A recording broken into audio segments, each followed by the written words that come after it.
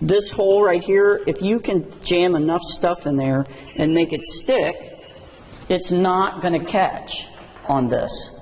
So the door looks shut, but it's not. Sheriff McGuffey says inmates have been compromising the cell locks. Oh my gosh, it's very dangerous for the officers. Sheriff McGuffey says inmates have been able to attack officers who thought the cell doors were working. They can also pop out of the cell and assault other inmates, and they have. Sheriff McGuffey says they are examining all locks that need to be replaced, but that's not the only change the jail is seeing. The Hamilton County Justice Center has also transitioned to electronic mail. Some mail being sent to the jail was compromised with fentanyl, meth, even sprayed with wasp spray. The sheriff says inmates were lighting it to get high.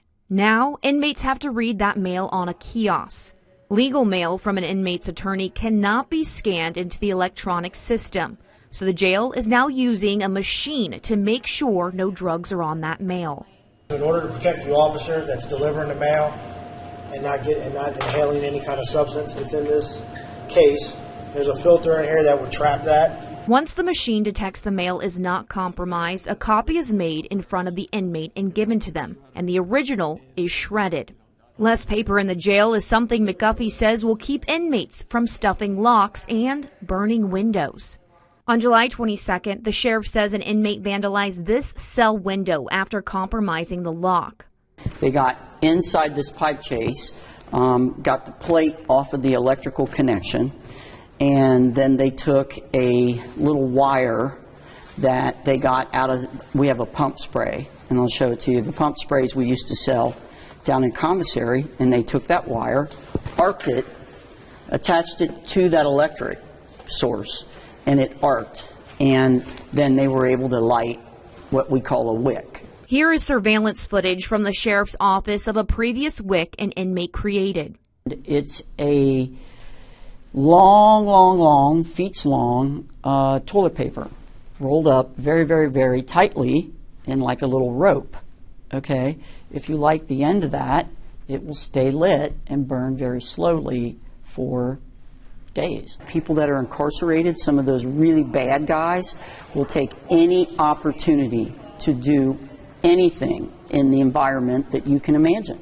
Whether that's to escape, assault other inmates, or smuggle in drugs, Sheriff McGuffey says staff will continue to adjust, just like they are doing with the TVs in the jail. They started out like here, and then they went to there, and now they're there. They are now just under the ceiling. And if they can get to any of that connection to the TV, they can make it arc, an electrical arc, which will light something. Sheriff McGuffey says the jail is required by state law to have things like sunlight and recreation. So the deputies must find new ways to ensure they follow the law and that the inmates are safe. But inmates continue to find ways around the changes. They were breaking that stool off, that whole metal stool, and then they were able to take it and break the windows out with that. So that was a few years ago. We fixed that by taking all those stools off. Every day, every officer that walks into this jail, their primary concern and focus is the security of this jail and what we can do to keep it from being compromised.